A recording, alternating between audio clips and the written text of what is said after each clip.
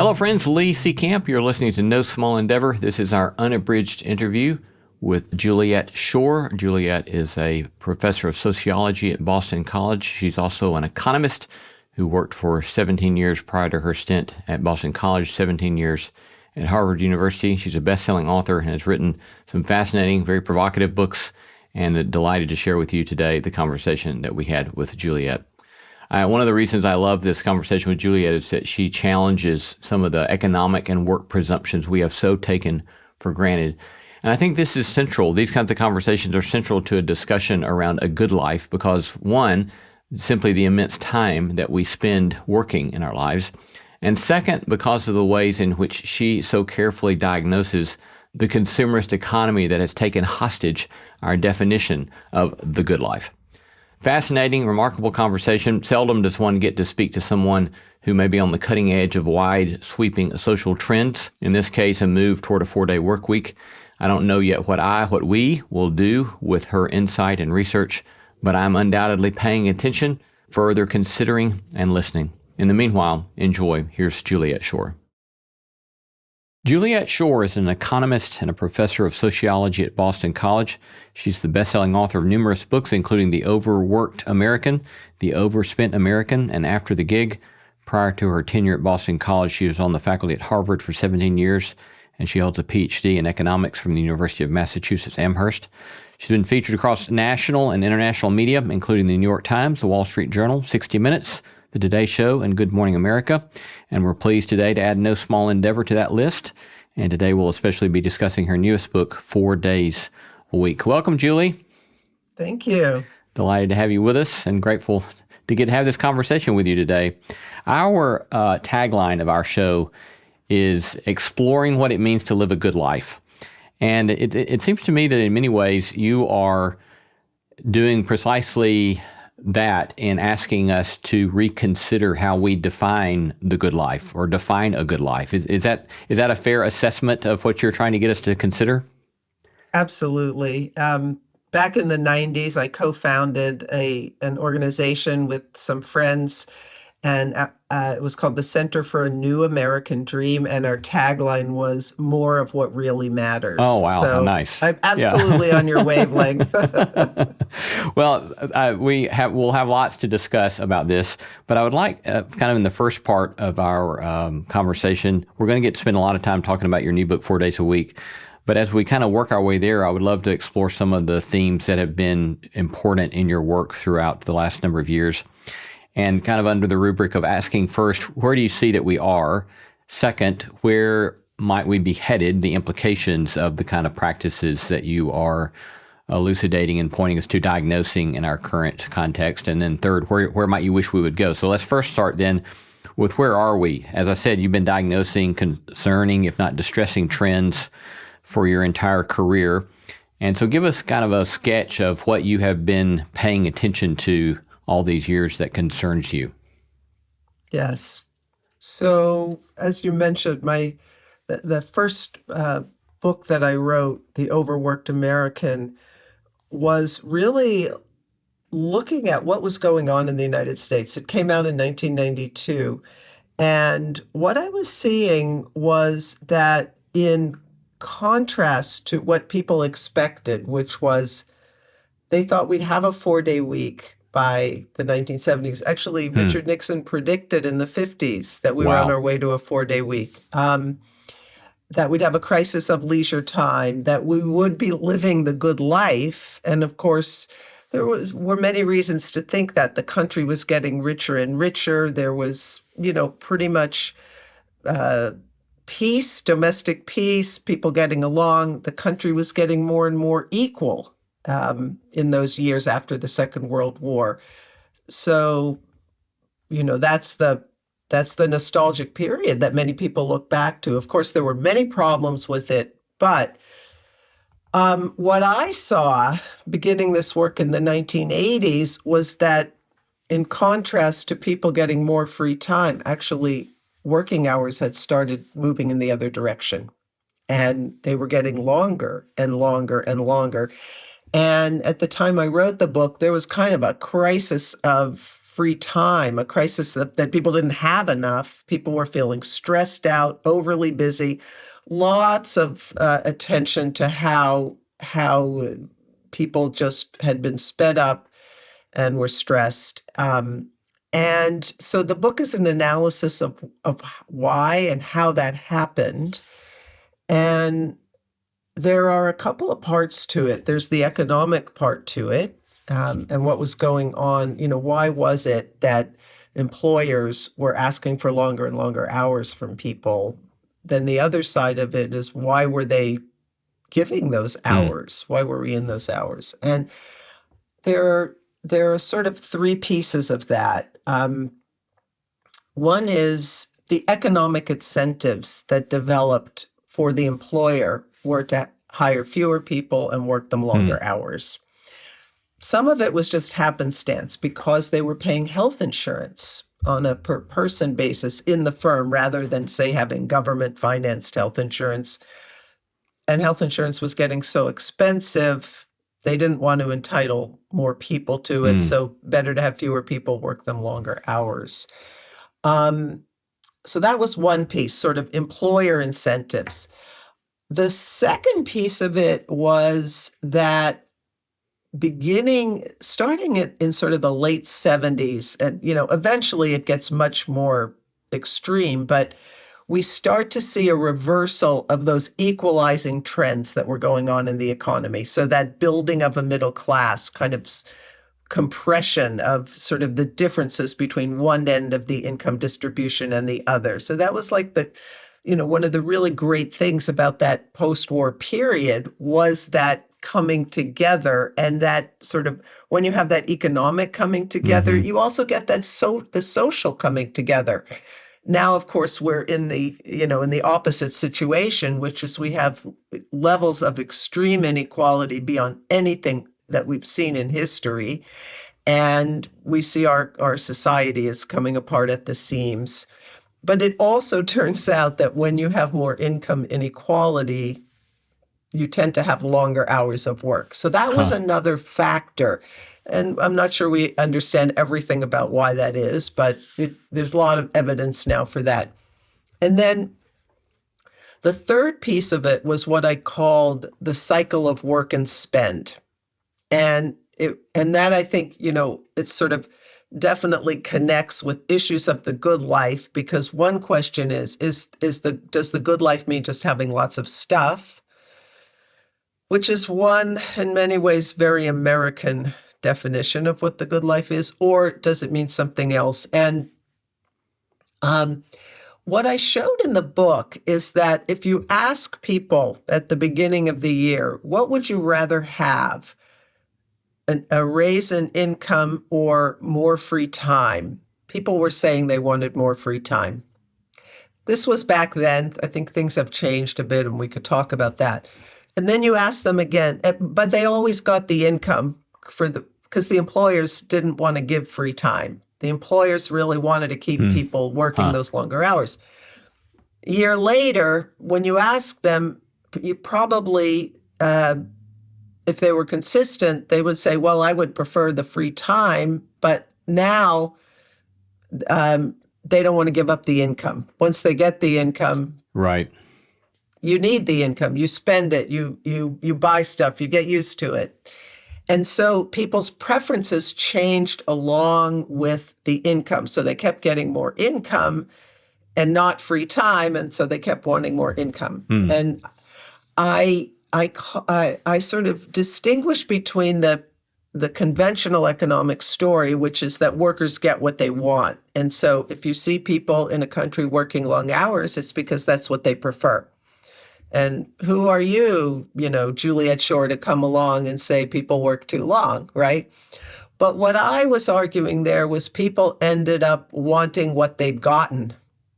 So rather than getting what they want what they've gotten. So they acclimate.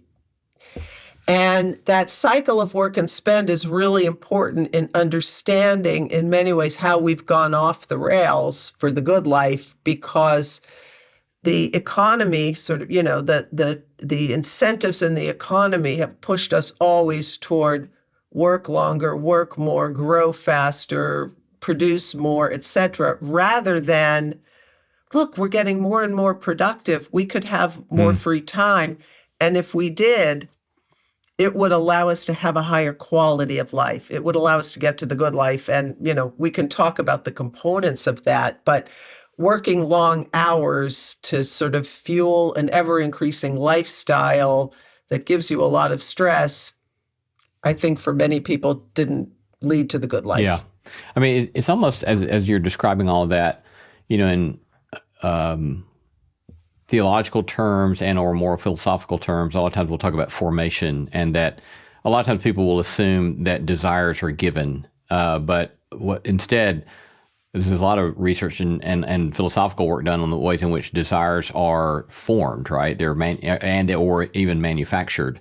And you're kind of pointing to the ways in which these larger social and economic trends have shaped our desire. In this case, I want more money instead of more time, and I want to spend more, and then that makes me want to have more money, and that makes me want to spend more. That becomes kind of our self, that we're formed into that kind of way of being. And in your next book, I guess it's your next book, The Overspent American, it's, as I kind of understand what you do in that book, you don't necessarily seem to be blaming marketers, but instead asking the question, well, how is it that we have made spending itself this kind of social art, that we're not thinking about what we need as much as maybe it's a sort of performative thing that somehow gives us a sense of accomplishment or goodness? Well, I love that you said the book isn't sort of pointing the finger at marketers, because too many people have read it that way, but absolutely. So it was my next book. And the reason I wrote it was when I was giving talks on the overworked American, someone in an audience raised her hand and say, how do we get out of the cycle of work and spend? And as an economist, I really didn't have an answer to that. So I started thinking a lot more about that. It is what led me into sociology as well. And the answer in that book is it's really about the social pressures to spend, the way in which society is oriented, sort of set up, structured, such that our spending patterns, what we have, the kind of house we live in, the car, what we're wearing on our wrist, etc.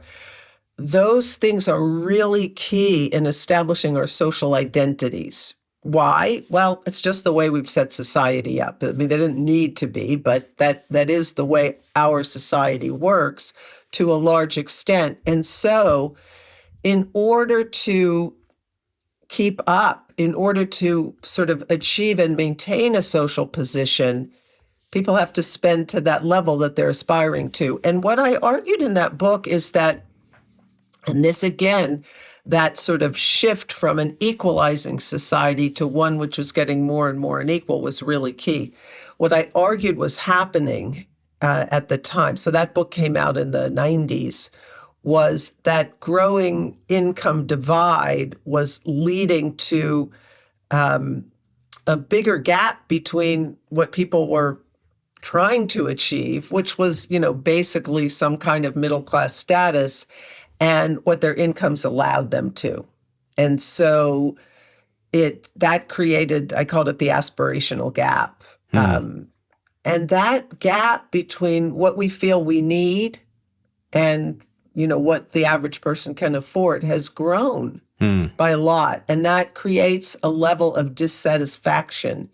One of the pieces of research for the book asked people about what we call in social science a reference group. So who is it that you look to in terms of their standard of living? Your friends, family, etc. And then how much money do you have in comparison to those people in your group? And what I found was that people who had less money than the people they associate with spend more and save less. People who have more money, people whose social circles are people with lower financial status than they have, tend to spend less and save more. So it's the social context that really matters. I'll give you one more anecdote from that book. I had a student at the time who she lived in Arlington, Virginia, which was a town that had lots of little houses, but it was a time of booming real estate. People were buying these, tearing them down and building, big mansions on small plots of land. And her house was always the biggest house on the block. And what happened was that somebody else moved in next door, did a tear down, and built a much bigger house. And her mother lost her mind. She went to court to block it. She became consumed. So it's just the point that relative position really matters. If everybody else has a small house, okay. Right. That's right. Yeah. So it's that social context that sort of tells us what's enough, what isn't enough, what we should aspire to, what's over the top, etc. We are super social beings, and the spending piece of it is really key. And when you have an economy that's constantly generating more growth, whoever it's going to, if it's going, the people at the top, then everybody's looking at them. Or if it's going more equally, but that just it's the never-ending escalator of consumer desire. It's ironic the example that you gave, because I was, my wife and I live in a very comfortable neighborhood, and when we moved here 20 years ago this summer, it was a very comfortable neighborhood, but in contemporary Nashville standards, it's a pretty modest size house that we live in.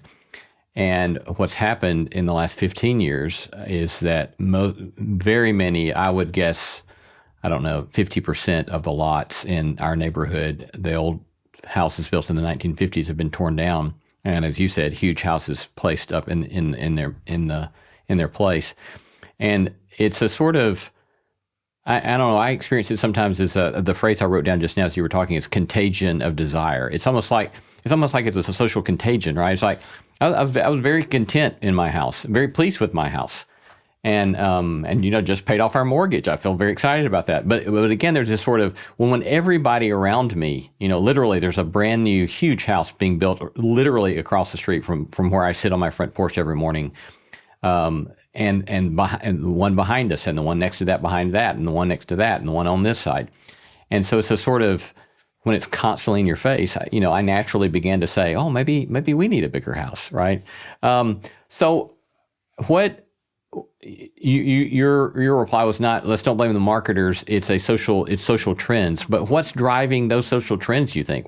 How do you, as a sociologist, from that discipline, identify what drives the contagion of desire, or what drives the sort of building that precipitates a contagion of desire?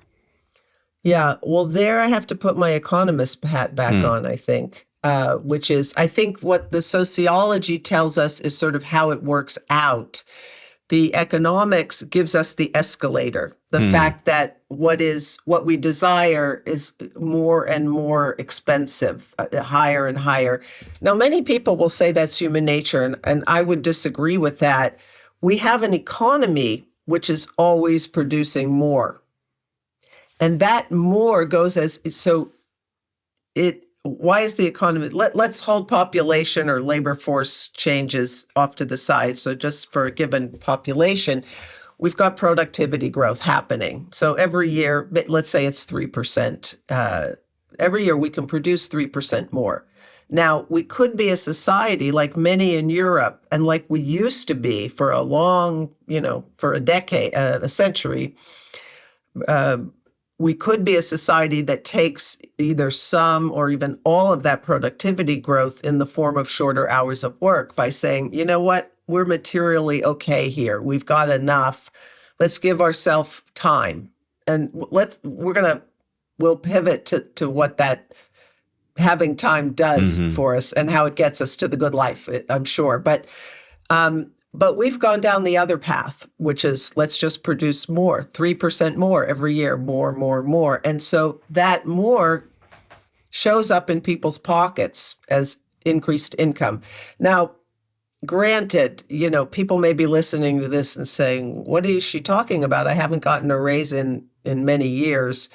There's definitely a big segment of our population which has not been getting the fruits of that productivity increase. And it's gone increasingly over time, more and farther up the distribution.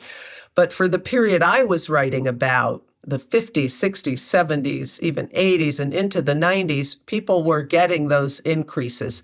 When the money comes into your pocket and it burns a hole in the pocket, because when we get the money, the social pressures are to spend it.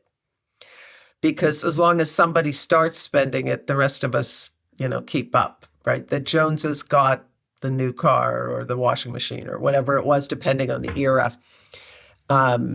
And so that the sort of economic incentives are for that expansion, and the social tell us why so many of us participate in it, why it becomes, embarrassing to have a beat up old car when everybody is driving a late model, or why, despite the fact that you are an incredible student of the good life and you know that the size of your house is not going to determine how good a life you have as you sit there on your porch, in the same way that I do, because I'm in the same situation you are. I have the smallest house on the block.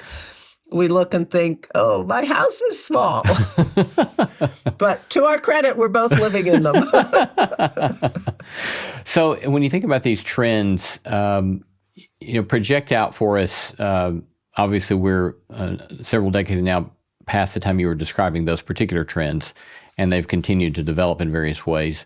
But kind of project for us beyond where we are now. What do you see down the road if the kinds of social trends with regard to work and economics continue? What's the outcome of those would you project? Yeah. Well, I think to understand that, we've got to look at the underside of what I was writing about in the 90s, which is, it's not just that our living standards are going up and we're working long hours, that those have really problematic impacts. So starting with the work time, people work all the time, the quality of their social relations really goes down. And we can see this in data on loneliness. We can see it in data on, time spent with friends and family and so forth. And that fraying, the fraying of social connection, in part, not only, but in part because of long working hours. Now, other people may point to media, social media, or television, computers. There are multiple things there, but the work time, dual earner couples working about 3,500 hours a year, increases now in the period I looked at, a half a job, additional half a job, and then that's continued until the present day, because as more women moved into the workforce and worked longer hours, those family hours rose a lot. So just that time squeeze that families experience. So that's the first part.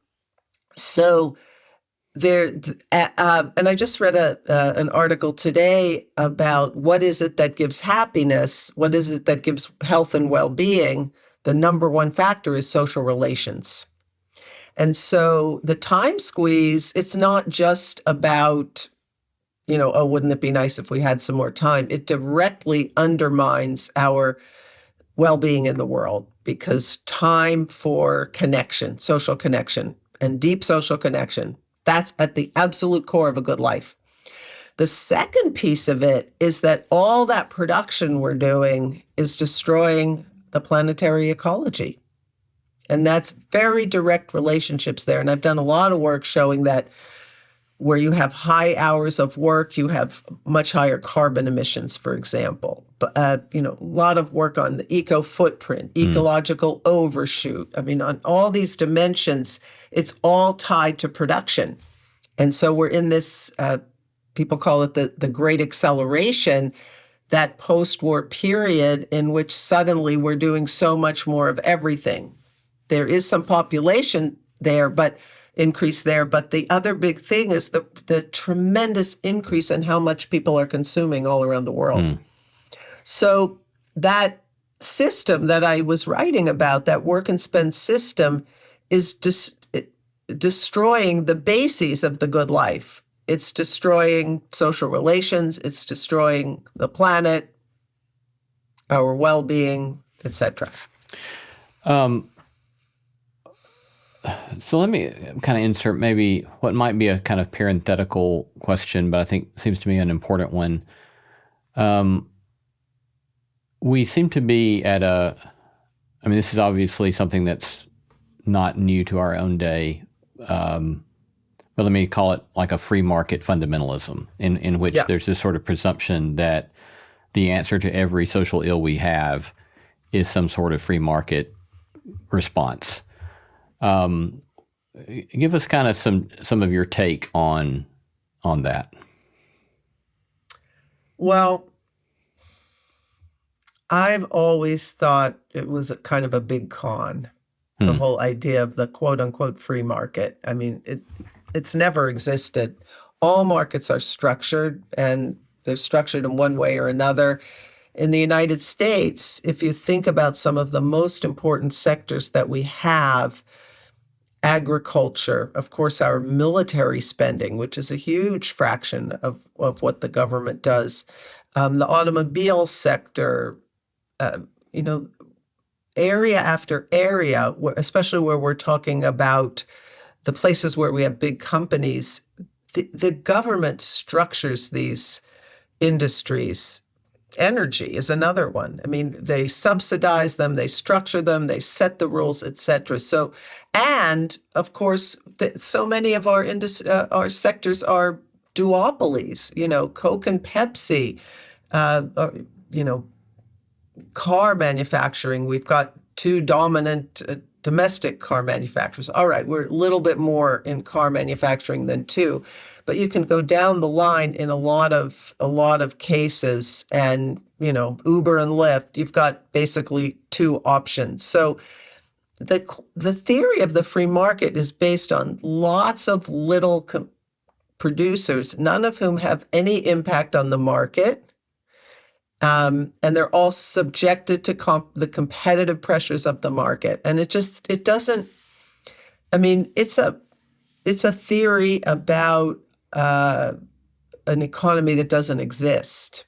And especially, in my little patch of ground, work time and consumer issues, one of the things about that model of the free market and why the people who advocate for it, the grounds on which they advocate for it, one of the big assumptions of it is the opposite of what we were just talking about. It's that, number one, our preferences are exogenous, meaning they're given and they don't change based on what we consume. We already talked about why that's not the case.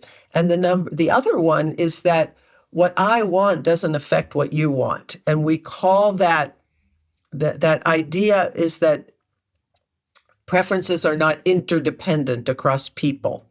So the fact that, you decided to get a bigger house doesn't affect whether I want to. And we know, we just spent a lot of time talking about the social influences to spend. And so as long as you have those interdependent preferences, the basic tenets of the quote unquote free market no longer hold, because the better thing is for somebody to come in and sort of slow down the race, right? Slow down the spiral of more. It's like, I always liken it to, being at a sporting event and somebody gets up to get a better view. And of course they do get a better view at first, and then a few more people get up and they get the better view. But once everybody stands up, no one has a better view, right? Because what you did just influenced what I do. Your standing up makes me have to stand up too. Now, the best solution here is for the announcer to get on the microphone and say, sports fans, everybody sit down. Because standing up, our legs are tired, right? That's kind of what I'm arguing has happened in America. That's fascinating to me. So the two things you said, that the picture of the free market, what I was calling free market fundamentalism, is premised on the notion of exogenous desires, which is that our desires are somewhat static rather than being socially formed. And second, the free market fundamentalism presumes against the notion of interdependent desire. Yes. That's just fascinating. Yeah, that is fascinating to me. And, they'll never talk about those pieces of it. And part of the reason is that once you have interdependent desire, it blows all the basic premises that the free market story is about out of the water, because the free market story says no announcer. The announcer is the government telling us to sit down or getting us to sit down, or, but what is that free market story about? It's just let companies do what they want without any interference. And that it's no one connects those consumer assumptions.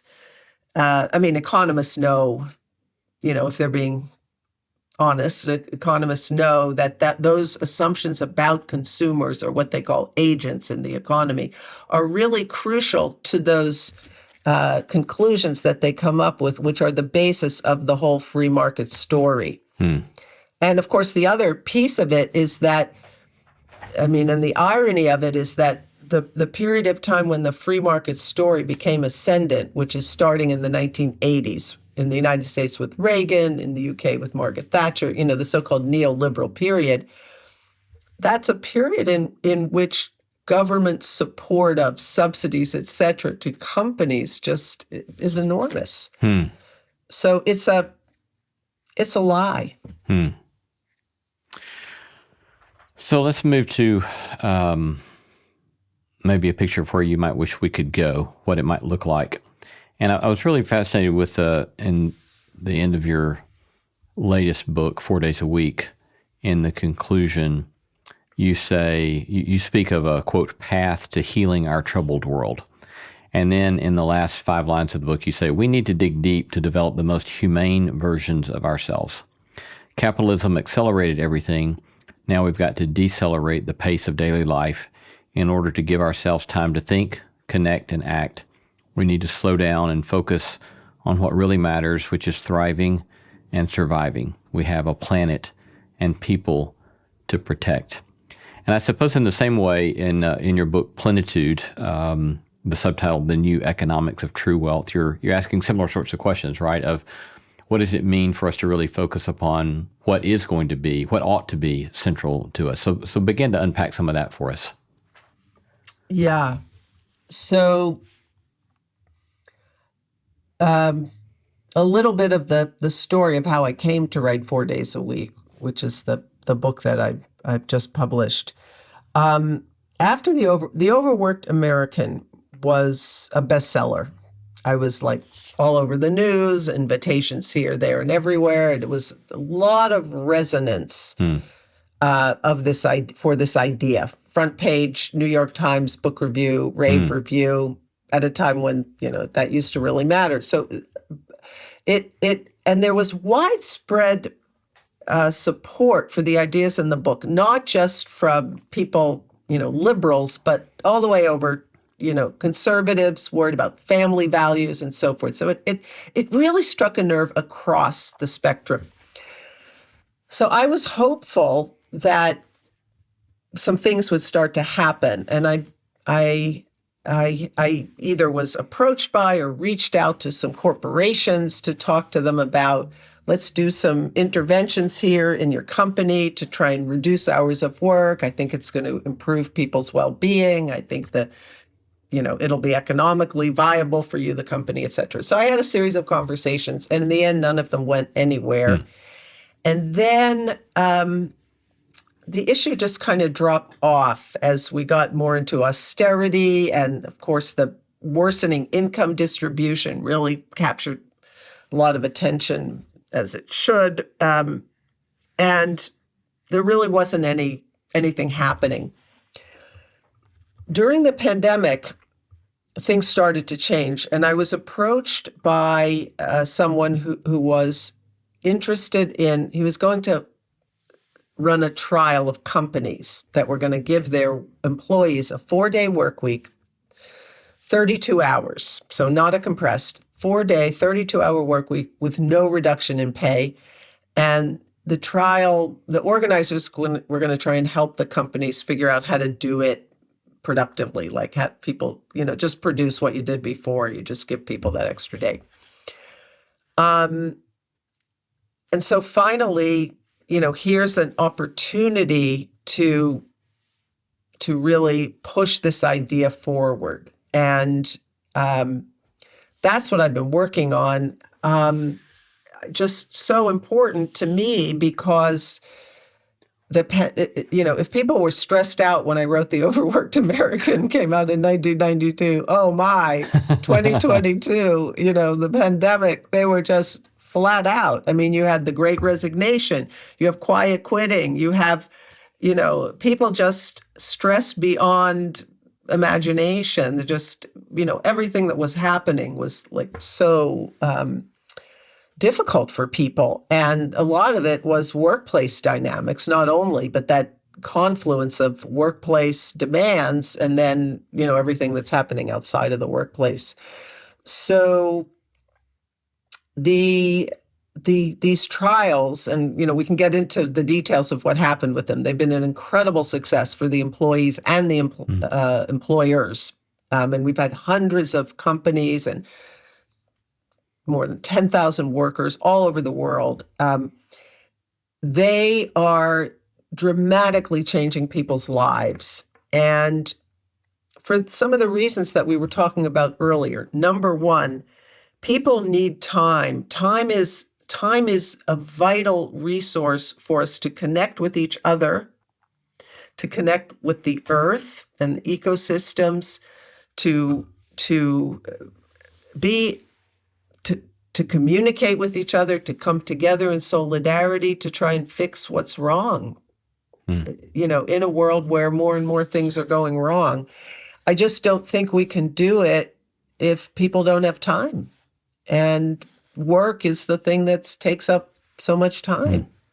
I do want to dig into a lot of the particulars of that, those studies. But before we go there, we've already used the word thrive, flourishing, the good life a number of times. And what would you say for you is the sort of basis for that vision for you? Or another way to put my question, what gives for you specificity to the notion of human flourishing or thriving? What does it mean to thrive, or what does it mean to flourish? And what's the source or the authority or the basis upon which you would advance those as pertaining to flourishing? I think the number one thing from which much else flows is meaning. For a person to thrive, they have to have meaning and purpose in their life. Now, when I wrote Plenitude, the book you referenced, I started the chapter, I sort of laid out a model for people of how to live differently. And I was talking about the many kinds of wealth, not just financial wealth, but time wealth and ecological wealth, wealth in community. But I started that chapter by saying, each of us has to, I can't tell you what should be important to you, right? I can't tell you what should give your life meaning. That's for each of us to figure out what it is that gives our life meaning. And there are many different ways to have meaning in life. Once you have that, then you need the conditions that allow you to realize that meaning. So if your meaning in life is your family, you have to have time to be with them, because social relations, the bedrock of social relations is time, spending time together. Maybe your meaning in life comes from serving others. So it's you have to have a situation where you can do that, etc. So for some people, it's sitting with a math problem. And for others, that would be torture.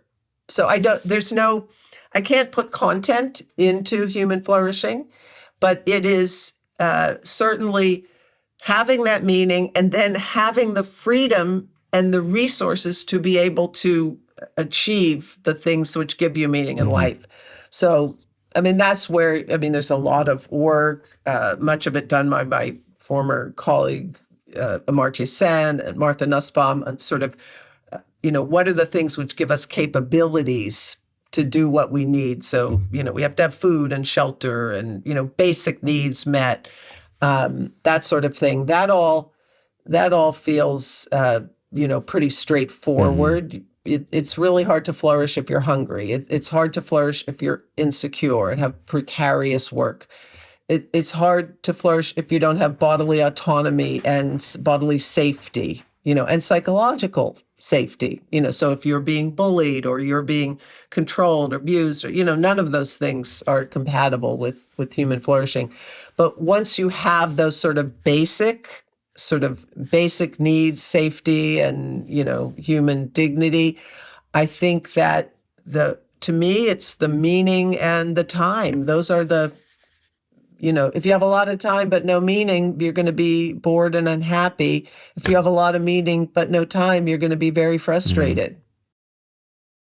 It's fascinating to consider the obviously there's some who want to point to certain things that we can observe about the natural human experience or natural human relations as a way to think about flourishing. Others are going to point back to some sort of given theological tradition or philosophical tradition. And I will say, I guess the notion of it simply being each individual chooses what is meaningful to them. You're not going to like what I'm about to say, I don't think, but I'd love to hear what you say. Almost sounds like a free market fundamentalist myth to me. I don't know how do you react to that? It's a great point. Once you started, I was like, So you caught me up there. I guess I would say the following. I also believe, and those last lines of my book where I was, contemplating. I wrote those the summer before the 2024 election. I was contemplating, things could get very grim in our country. I think that has happened. That need for solidarity. So I absolutely agree with you. And that point about human relationships being really key to flourishing. I do think as a society, we have to have that. We need connection. We need solidarity with each other in the same way that I don't think we can be healthy human beings if the planet is dying. If our human community is dying, we do need that for sure. So I guess where I'd maybe come a little bit in the middle in a world where that human community and solidarity is flourishing, then the person who just wants to sit in their room doing math problems, that they're probably able to flourish. To me, it's maybe more of that underlying condition that we need. Yeah, right. I do. Then the last kind of point or thing to raise with you on this question of thinking about flourishing and what this looks like communally, I do wonder. It kind of struck me as I was reading some of your work that there almost seems to be this sort of interesting parallels with Catholic social teaching in the way that you talk about solidarity. You've mentioned 2 or 3 times already, concern for the earth, the dignity of the worker, the dignity of work. Has that tradition informed your thinking in this in any regard, or is that just a happenstance of parallels? I think it's a more happenstance. It's also the case that I've spent the last 25 years at a Jesuit university. But I haven't made a lot of study of Catholic social teaching, but I have always felt a lot of affinity for it. Yeah. So, yeah. That doesn't surprise me. Yeah. So let's talk a little bit more about your 4-day work week conversation. Talk to us more about what was discovered on the backside of these experiments. You said that it was good for the workers, good for employees, and good for employers. So let's talk a little bit more first about good for employees. What are some of the quantitative markers that indicate that it was good for employees? So my team has done extensive surveying of all of these companies, hundreds of companies that have been involved around the world. And we have 20 well-being indicators, probably a little bit of overkill, but there are many of the things you might imagine.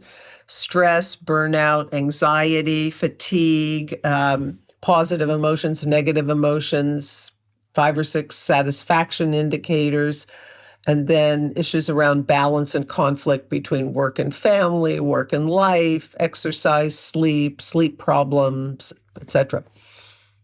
Every single one of those goes up.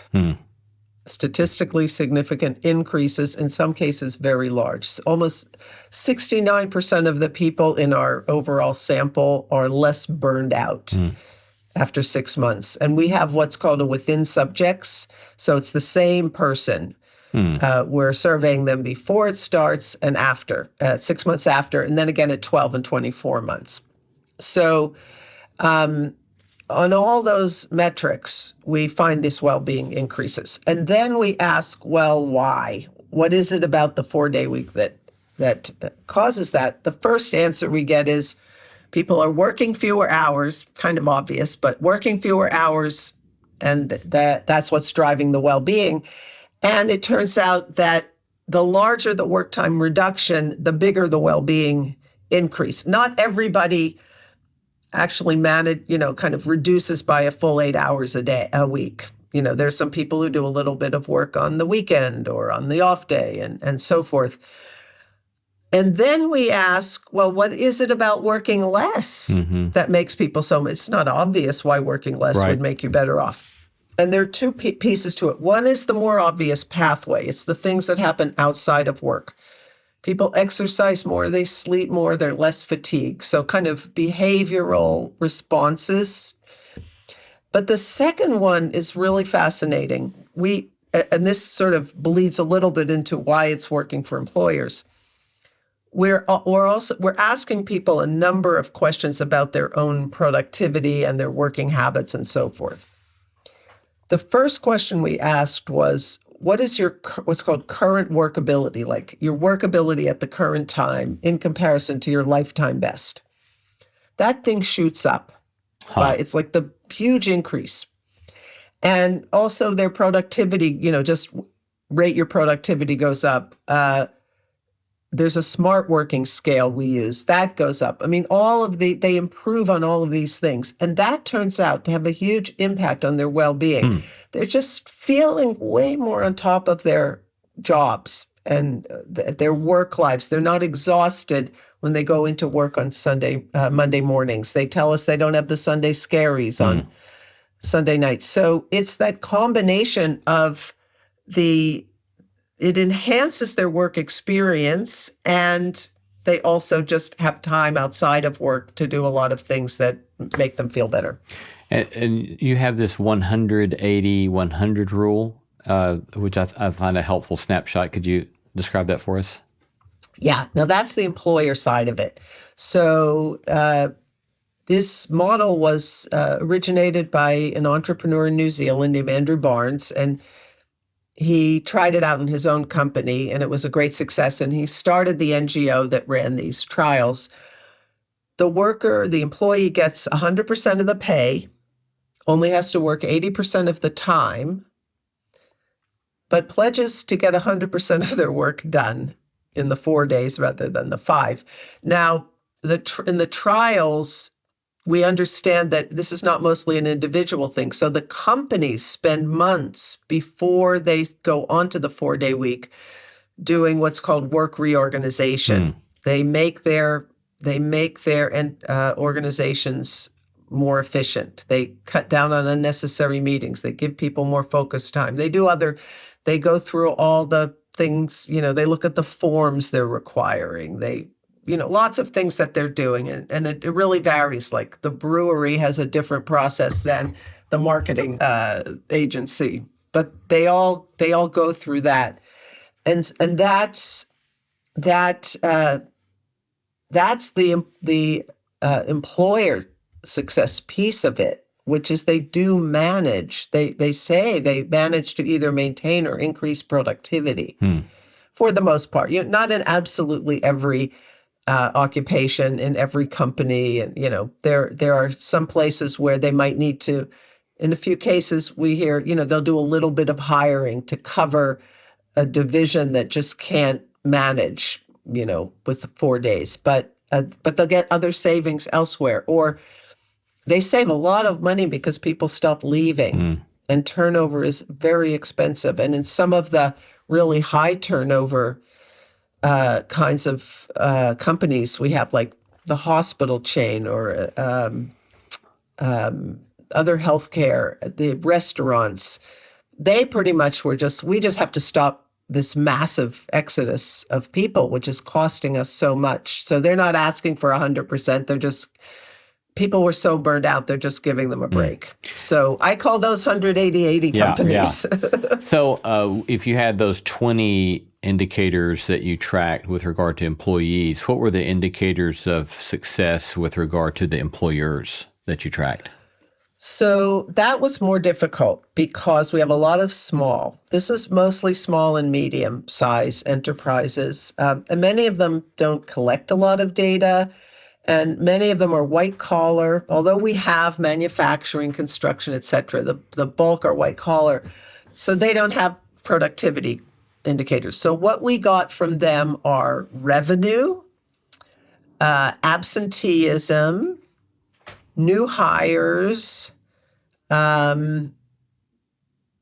We also asked for energy use. And there's one more that it'll come to me.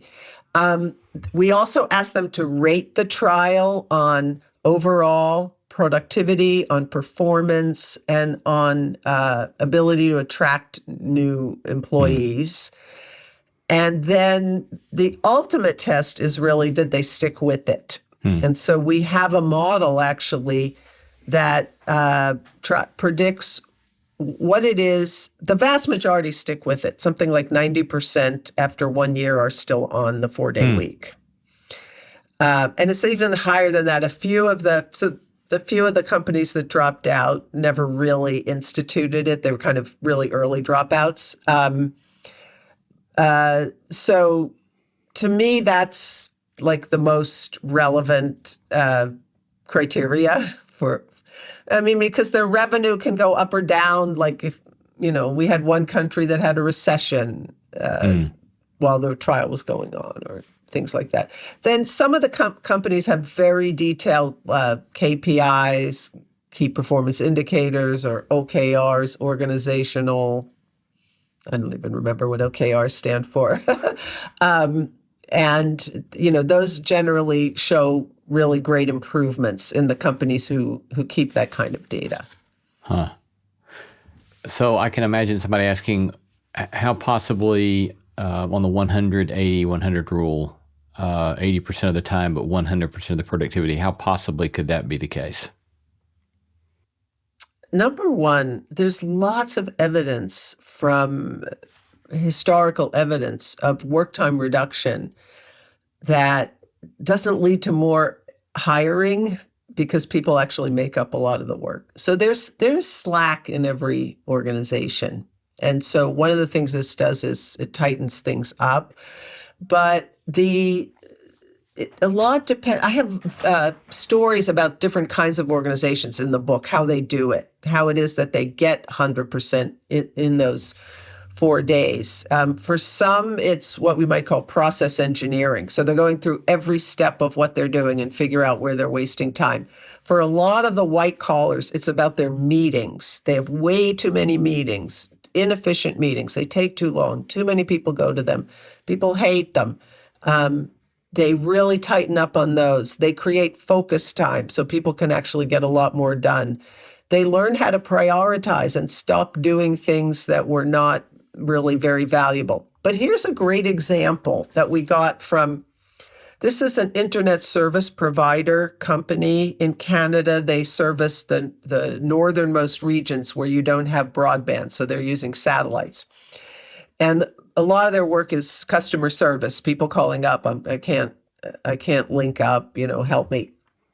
They got a massive new contract at the time the 4-day week started. And so when we went back to interview them at the end of the 6 months, we were sort of like, oh, that must have been a nightmare for you with all that new demand. And they said, no, actually, the 4-day week was what made it possible because people would have been too burned out otherwise. And I'm still scratching my head. And then it comes out, and I think this is really common, and it came out in some of my interviews for the book. There are a lot of things that you could do now to save you time later. So investment, like think about getting a new piece of software. You should spend time at the beginning learning about all its functionality because it will save you time later on. But we almost never do that. We just start using it, right? Well, with these customer service people in tech, they weren't documenting what they were doing. And so every customer service rep had to reinvent the wheel. The 4-day week forced them to document. Now, it's something they should have been doing all along. And as I asked a lot of people this in my interviews, well, like, why weren't you doing this? And, I got answers like, we were just trying to keep our head above water, or nobody has the time to do that. We just don't, this standard economic model assumes that we're always optimizing. But Herb Simon got a Nobel Prize for saying that we satisfice. We get a lot. We satisfice. We do satisfactory as opposed to maximizing. And I think you see a lot of that, especially in you're not going to see it in some of the really big, very manufacturing companies exposed to a lot of international competition. They did a lot of that optimizing early on, but I had a fascinating dinner I mentioned it in the book, when I gave my TED Talk. Bill Gates invited me to a dinner, and I sat next to a close associate of his and some other, presidents of tech firms and stuff around me, and we were talking about my topic, the 4-day week and the meetings, and they just regaled me with story after story about how much time they wasted preparing for and being in meetings. These are like the most valuable companies in the world. And they have highly dysfunctional meetings cultures. So how do you, for those who are listening and say, okay, if I wanted to explore this, next steps, there's reading your book is the obvious next step. And then what might it look like to begin out of that study to begin to explore whether this could be something that's feasible for any given company? So to some extent, it depends on who you are. So if you are in senior management, I think the thing to do is to start reading and talking to people, ideally in your own industry, who have done it and how they did it. If you are a well-resourced company, there's a growing number of people who make their living helping companies do this, because many of them were people I was, involved with in these trials. I mean, this is like a revolutionary movement that happened, because it really showed the viability of this, not just for the workers, which I think everybody always knew workers would like a 4-day week, but does it really work for the companies? If you are an individual, and you want to get you're not in management, again, read the books, but then there are resources online, how to talk to your boss about a 4-day week. There are also organizations now that have sprung up. There's a wonderful organization called work4.org, which is trying to push on this, and they've developed a community of practice in Minneapolis, St. Paul, where they're bringing together organizations that are interested in learning about it and maybe taking some steps. So you could get a group of people together. There aren't trials new trials going on yet, but states are also filing bills. Legislators are filing bills to start pilot programs in states. So 2 were filed in New York State last month. You'll like this one. A GOP legislator in Maine filed a bill for a pilot study with tax incentives for the companies. And what he said was the people of Maine work hard. They should not just they should be able to thrive, not just strive. That was his quote for the papers. Fascinating. Yeah. In our given context, GDP is typically looked upon as, the great indicator of whether we're doing well economically. But I suspect you would say that's a quite unhelpful. The way we measure that is quite unhelpful. Is that true? Yeah, absolutely. So GDP ceased to be a good measure of well-being back in the 1970s. So it's really interesting if you look at you take an alternative measure like the genuine progress indicator, which I had some involvement with because they use my data for work time, or human development, kind of all of these alternative measures, which are broader well-being and quality of life measures, not just GDP. They all moved together with GDP until the 70s, at which point they started to diverge. For the reasons that we have been talking about, which is the reasons that people had to work longer hours, they went into debt, social fabric begins to fray, ecosystems start to break down. All of those things which are really key begin to go in the wrong direction. And of course, inequality being a huge dimension of this also starts to go in the wrong direction. A highly unequal society is almost always a not good life society. And that there's just so much evidence about that, the correlations between relationships between a more equal distribution of income and lots of well-being indicators, whether we're talking about individual health or, social health, social well-being. So, I mean, the GDP, it was never meant to have that sort of pride of place that it took, because economists always understood how flawed a measure it is. Their typical example was always, if a man marries his housekeeper, the GDP goes down because he used to pay her money to do housework and he no longer does.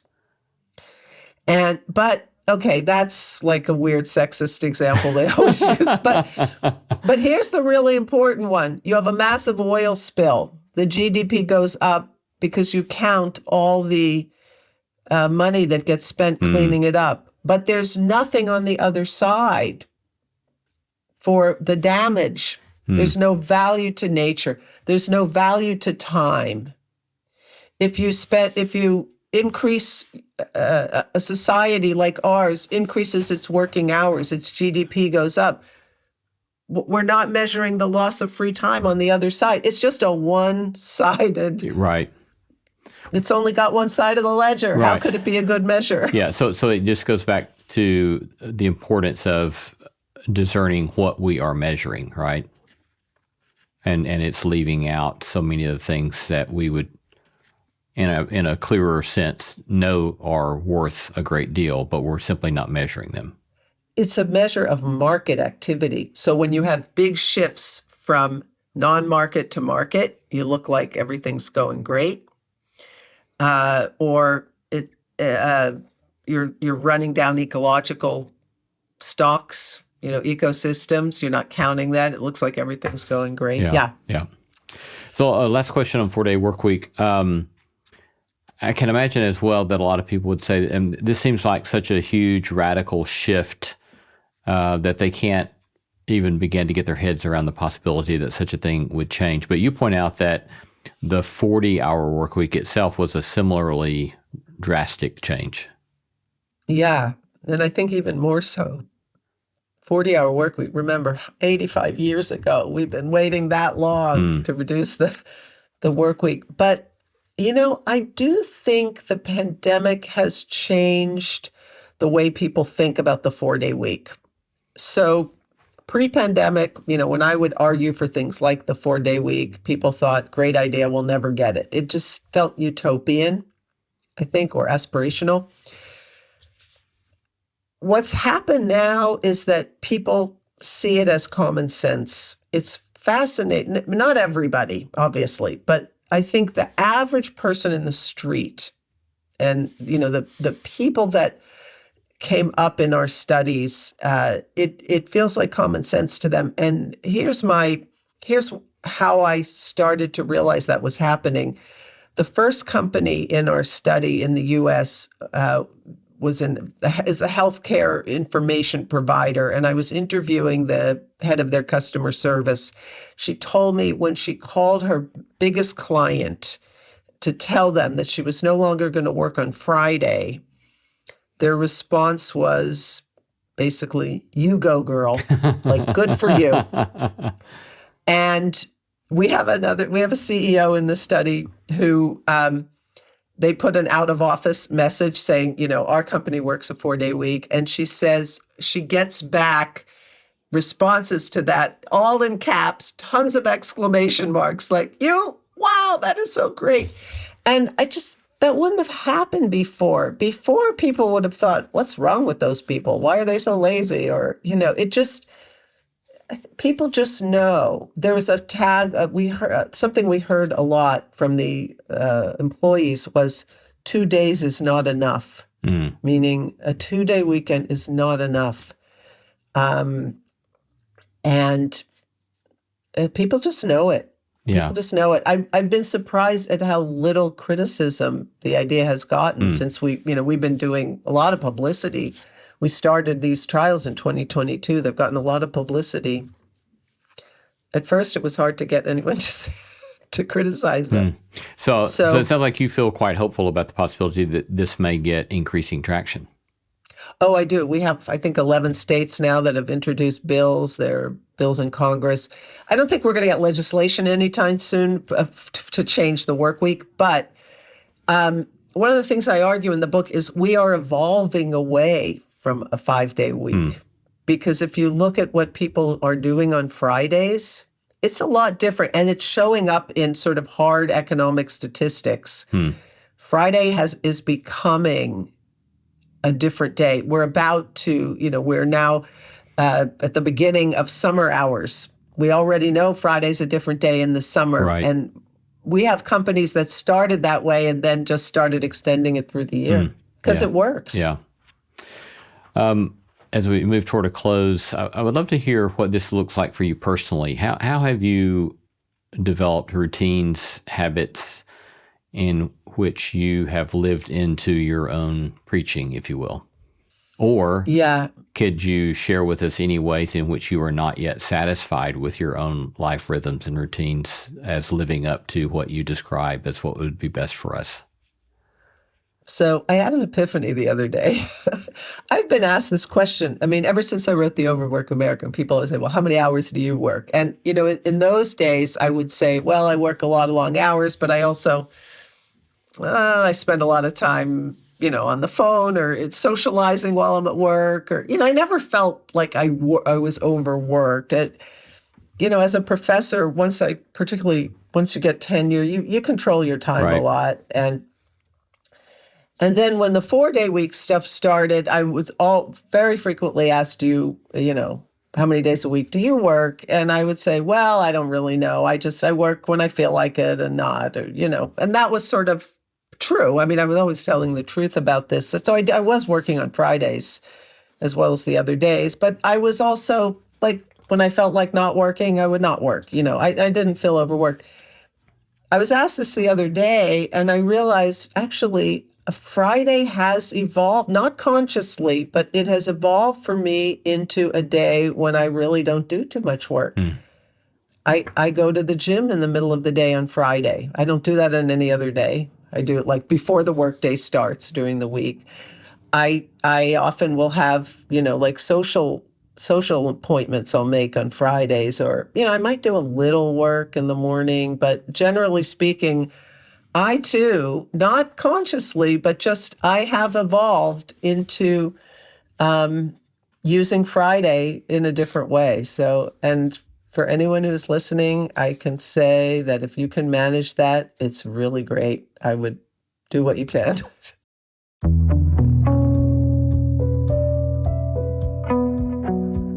Been talking to Juliet Schor, economist, professor of sociology at Boston College, about her newest book, 4 Days a Week. Julie, thanks so much. It's been a delightful conversation. Thankful for the provocative vision you're giving us to consider and reconsider our vision of a good life. Thank you. Thank you so much for having me. It's been a great conversation.